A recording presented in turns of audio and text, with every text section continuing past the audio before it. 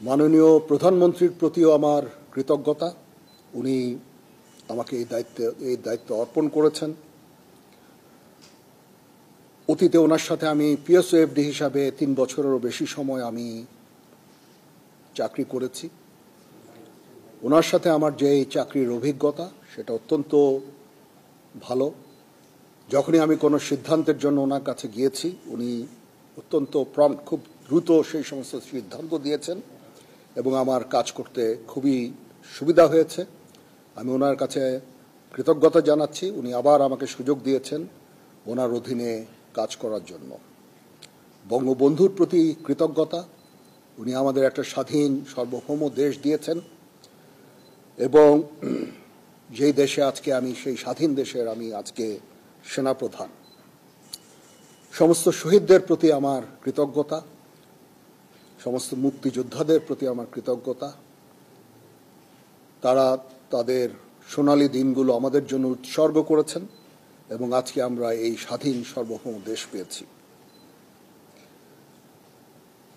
আমার সমস্ত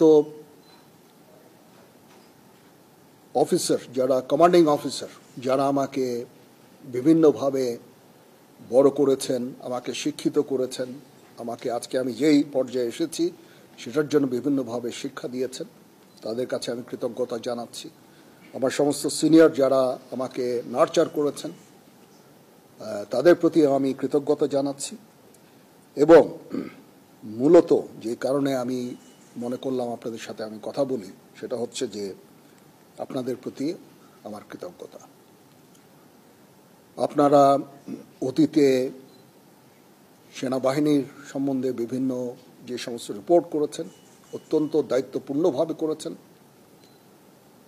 কোনোদিন আপনারা আমাদের বিব্রত করেননি।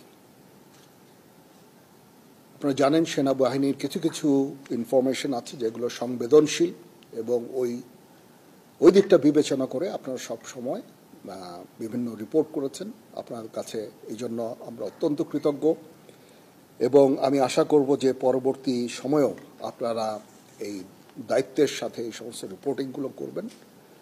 এবং আমি কথা দিচ্ছি যে অতীতেও কখনো হয়নি এবং ভবিষ্যতেও হবে না। আমরা যে সমস্ত ইনফরমেশন আপনাদের দিব সবগুলো বস্তুনিষ্ঠ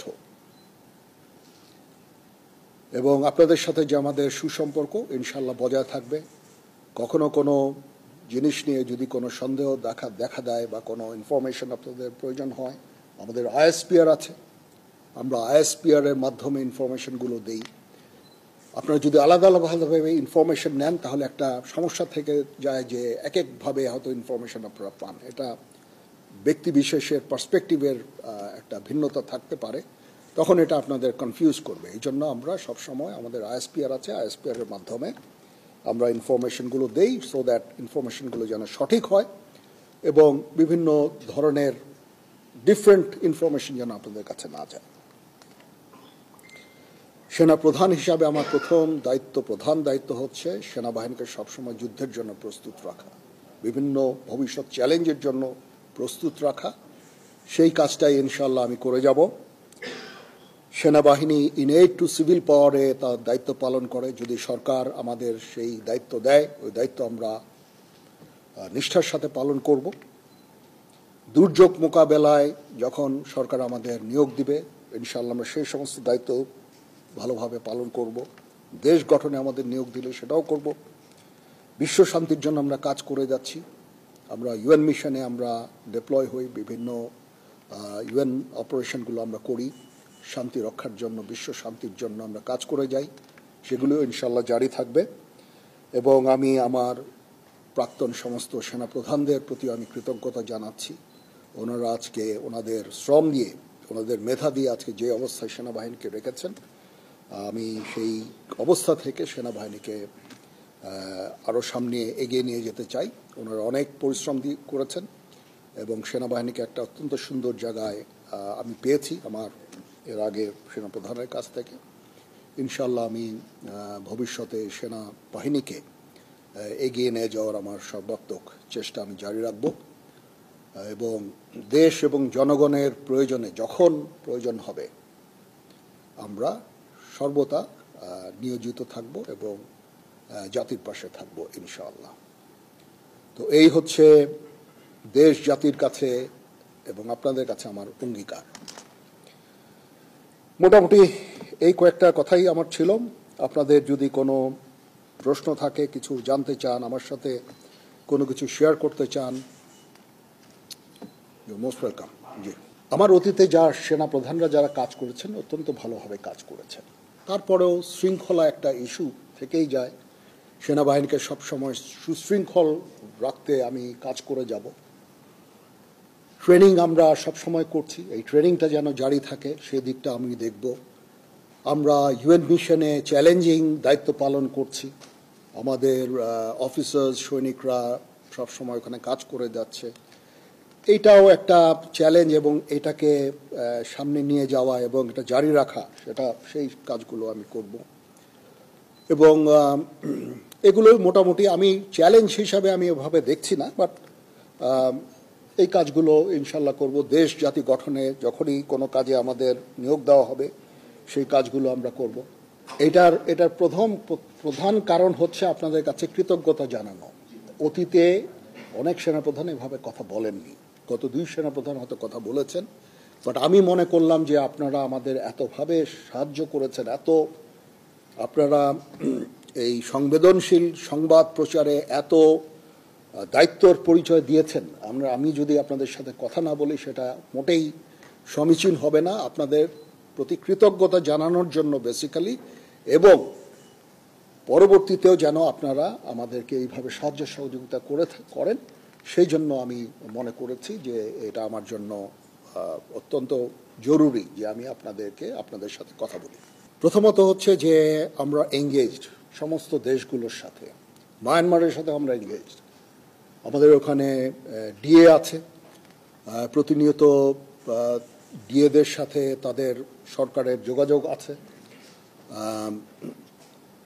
এবং আমাদের মধ্যে একটা আন্ডারস্ট্যান্ডিং আছে। আমি এই মুহূর্তে মনে করি না যে তারা নিজেরাই নিজেদের দেশে অলরেডি একটা সিভিল ওয়ারের মতো নিয়োজিত আছে। সিভিল ওয়ারে তারা কোনো ধরনের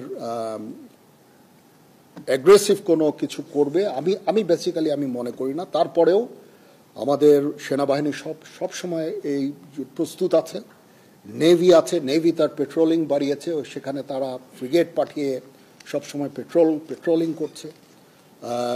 বর্ডার গার্ডও প্রস্তুত আছে, যারা সেন্ট মার্টিনসে ডিপ্লয় থাকে সবসময়, এটা আগেও ছিল। বাট ইন ডুইং সো আমরা কোনো ধরনের প্রভোকেশন আমরা করি না। মায়ানমারের সাথে আমাদের রোহিঙ্গা ইস্যু ছাড়া there is no other issue. আমরা চাই যে তারা এই রোহিঙ্গাদের ফেরত নিয়ে যাক। তাছাড়া তাদের প্রতি আমাদের অন্য কোনো ধরনের বিদ্বেষ বা কোনো ধরনের সমস্যা আমি দেখি না। So we are engaged with them. এবং ডিফেন্স ডিপ্লোমেসি একটা জিনিস বলে একটা কথা আছে, যখন 2 ফোর্সেস একে অপরের সাথে কমিউনিকেট করে, সেই ফোর্সের পক্ষে হঠাৎ করে যুদ্ধ শুরু করা ভেরি ডিফিকাল্ট, এটা হয় না, ঠিক আছে? এই জন্য ডিফেন্স ডিপ্লোমেসিও ইজ ভেরি ইম্পর্টেন্ট। আমরা তাদের সাথে এঙ্গেজড আছি, সবসময় কথা বলছি, এবং শান্তিপূর্ণ উপায়ে আমাদের এই রোহিঙ্গা ইস্যুটা আমরা সমাধানের চেষ্টা চালিয়ে যাচ্ছি। আমরা কখনো হতাশ নই। আমি মনে করি যে একদিন না একদিন ইনশাআল্লাহ এই সমস্যার সমাধান হবে। আমরা সবসময় তাদের সাথে এঙ্গেজ থাকব।